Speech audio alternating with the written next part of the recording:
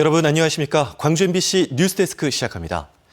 전남 광주 통합특별시 출범의 가장 큰 기대 중에 하나는 정부가 약속한 20조 원 규모의 재정 지원입니다. 중요한 건 돈의 규모보다 어디에 어떻게 쓰느냐인데요. 통합특별시의 미래를 좌우할 재원을 어떻게 활용해야 할지 윤소영 기자가 취재했습니다. 광주의 한 초등학교 인근 인도. 이달 초 콘크리트로 60m 구간을 정비하는데 2,500만 원의 예산이 투입됐습니다.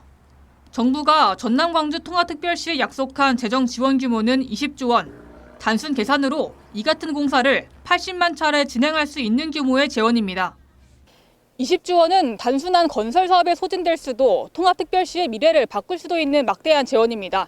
지원 규모만큼 중요한 건 이 돈을 어디에 어떻게 쓰느냐에 대한 구체적인 청사진입니다. 전문가들은 단기 사업이나 일회성 지원보다 지역 경제의 체질을 바꾸는 성장 동력에 집중해야 한다고 조언합니다. 청년 유출을 막기 위해 재생에너지와 반도체, 미래 모빌리티 등 전략 산업에 투자하고 기업 유치와 인재 양성, 정주 여건 개선으로 이어지는 선순환 구조를 만들어야 한다는 겁니다. 가장 중요한 것은 일자리거든요. 대기업의 이러한 효과라고 하는 것은 굉장히 크지 않습니까? 이제 관련되어진 하청업체까지도 올 수 있는 그런 부분들을 우리가 만들 필요가 있겠다.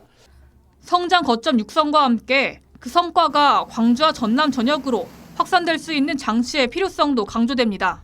산업 성장으로 얻은 재원을 주거, 문화, 교통, 인프라 확충 등에 재투자해 지역 간 격차를 줄여야 한다는 겁니다.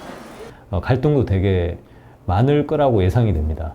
그러니까 성장 축이 되는 지역에서 발생하는 그런 이익들이 소외받는 지역에 잘 향유될 수 있도록 하는 그런 흐름, 이런 메커니즘을 잘 만들어주는 게.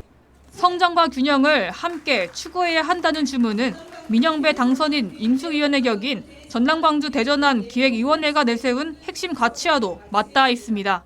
위원회는 반도체와 AI, 재생에너지 등 미래 산업을 권역별로 특화 육성하고 산업 간 연계를 통해 성장 효과가 광주와 전남 전역으로 확산하도록 설계하겠다고 밝혔습니다. 광주 지역은 AI 데이터 센터가 있고요. 서남해안 지역은 에너지가 풍부하기 때문에 재생에너지 잠재력을 통해서 에너지 산업을 적극적으로 육성해가지고 목표 달성을 위해서는 재원 조달 방식도 중요합니다. 전남 광주 대전안 기획위원회는 통합특별시가 사업 우선순위에 따라 재원을 자율적으로 활용할 수 있도록 정부의 교부세 형태의 재정 지원을 최우선으로 요구하고 있습니다. 다음 달 통합특별시 출범까지 남은 기간 기획위원회가 정부와의 협의를 통해 얼마나 구체적이고 실현 가능한 청사진을 제시할 수 있을지가 첫 시험대가 될 전망입니다.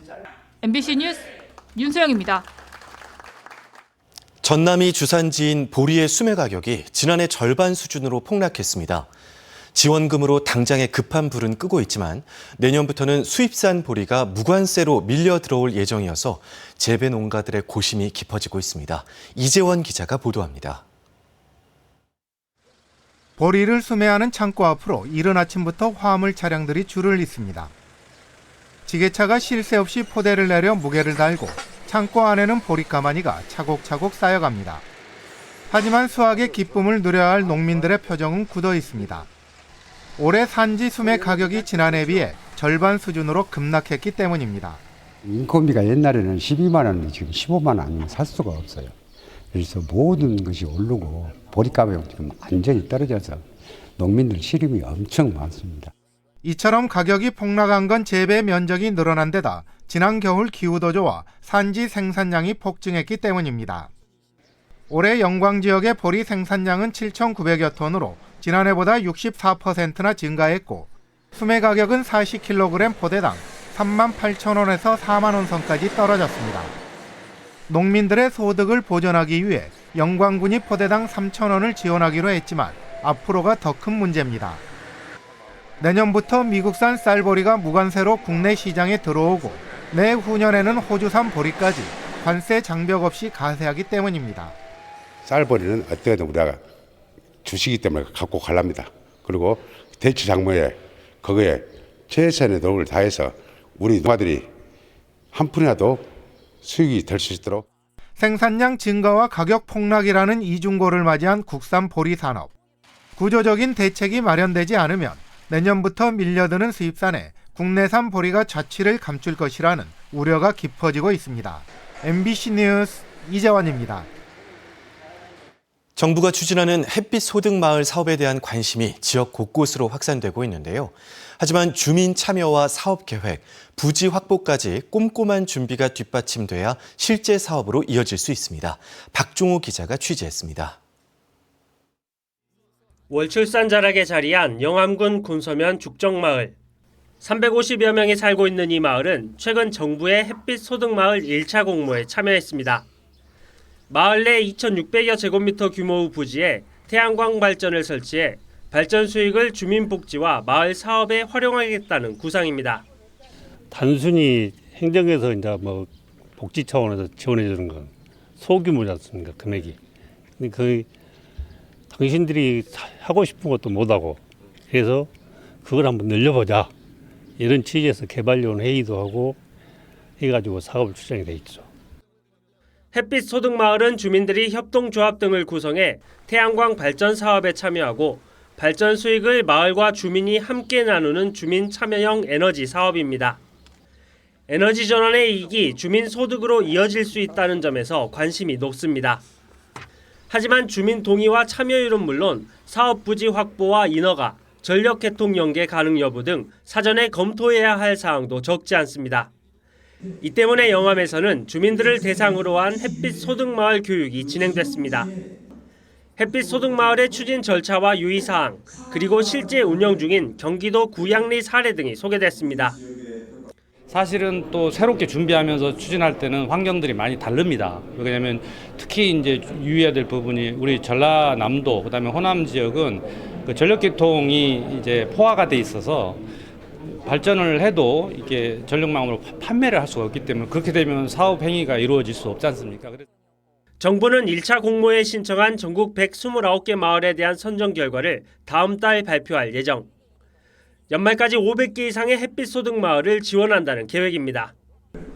결국 햇빛 소득 마을이 지역의 새로운 소득 모델로 자리 잡을 수 있을지는 지자체와 주민들이 얼마나 함께 고민하고 준비했는지에 달려 있습니다. MBC 뉴스 박종호입니다. 민주당의 전남 광주 통합특별시의회 의장 후보 경선이 3파전으로 치러집니다. 민주당 전남 광주 통합특별시의원 당선자 선거관리위원회에 따르면 오늘 후보 등록을 마감한 결과 초대 의장 후보에 송형곤, 심철희, 전경선 당선자 3명이 등록했습니다. 민주당 선관위는 오늘 23일 전남도의회 본회의장에서 당선자 총회를 열고 초대 의장 후보 선출을 위한 내부 경선을 실시합니다.